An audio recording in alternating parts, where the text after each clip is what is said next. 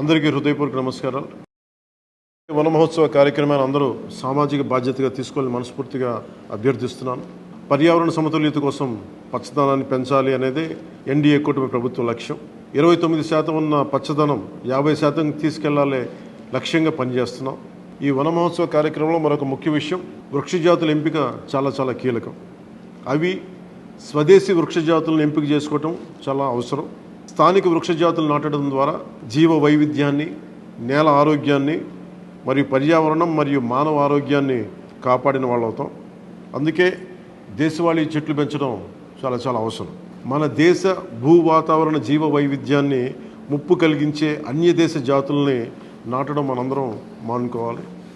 చూడటానికి మొక్క ఆకర్షణీయంగా ఉంది, మొక్క నాటితే ఏపుగా పెరిగిపోతుంది, నిర్వహణ ఖర్చులు అని చెప్పి ఎవెన్యూ ప్లాంటేషన్ పేరు మీద గత దశాబ్ద కాలంలో అన్య దేశ వృక్ష జాతులైన కోనాకార్పస్, ఏడాకుల పాల, మడగాస్కర్ ఆల్మండ్, ఆస్ట్రేలియా తుమ్మ లాంటి వృక్ష జాతుల్ని విరివిగా నాటేశాం. వీటి మూలంగా పర్యావరణానికి ప్రయోజనం కంటే కూడా ఆరోగ్యం మీద, భూగర్భ జల సంపద మీద చాలా తీవ్ర ప్రభావం చూపుతూ ఉంది. అందరూ ఆ ప్రాంత జీవ వైవిధ్యాన్ని పెంపొందించే స్వదేశీ జాతులను మాత్రమే నాటాలి అనేది ఏ దేశపు వృక్ష శాస్త్రజ్ఞుల్ని అడిగినా చెప్పే మాట ఇది. కానీ ఆ వాస్తవాన్ని విస్మరించి విదేశీయ మొక్కల మోసుతో రాష్ట్రమంతటా కోనాకార్పస్తో నింపేశారు. కోనాకార్పస్ అసలు మొదట పరిచయం చేసిన అరబ్ దేశాలే దాన్ని నిషేధించినాయి. ఎందుకంటే దాని దుష్ప్రభావాలను గుర్తించిన వెంటనే నిషేధించారు, తీసేశారు.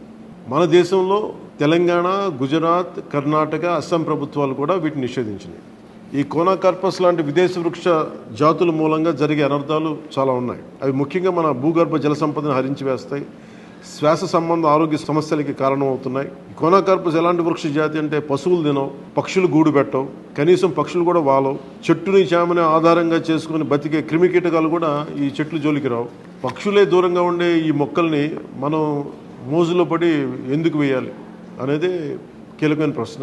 అందుకే ప్రతి సంవత్సరం జూన్, జూలైతో మొదలై నవంబర్లోని కార్తీక సమారాధన వరకు కొనసాగే ఈ వన మహోత్సవ కార్యక్రమంలో మన స్వదేశీ జాతులైన జీవ ఇంధనంగా ఉపయోగపడే కానుగ, వేప, చింత, ఉసిరి, శ్రీగంధం, ఎర్రచందనం, రావి, మర్రి, రేల, దిరిసెన, సీత, అశోక, మారేడు, నేరేడు, దేవకాంచనం, తెల్లమద్ది, మామిడి, కదంబం, జమ్మి, వెలగ, సీతాఫలం ఇలాంటి ఇంకా ఎన్నో మన జాతుల మొక్కల్ని నాటాలని అందరినీ అభ్యర్థిస్తున్నాం, కోరుకుంటున్నాం.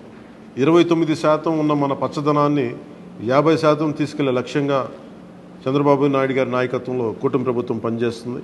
అందరం కలిసి పచ్చదనాన్ని పెంచుకుందాం, పర్యావరణాన్ని కాపాడుకుందామని తెలియజేసుకుంటూ జై హింద్.